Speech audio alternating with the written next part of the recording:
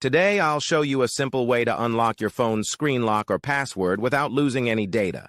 The best part? It's free and easy, even if you're not a tech expert. Just follow these steps, and you'll be able to unlock any phone hassle-free. Let's get started. You can unlock your phone's screen lock or password using a special code. You will need to press on emergency call, and then you must enter a code. This code is unique to each type of phone and is provided by the phone manufacturer. In this video, we're using a code that works specifically for the type of phone we're demonstrating. Here's how you can get the code. Visit this website that provides unlock codes for free using a unique method. And that's it.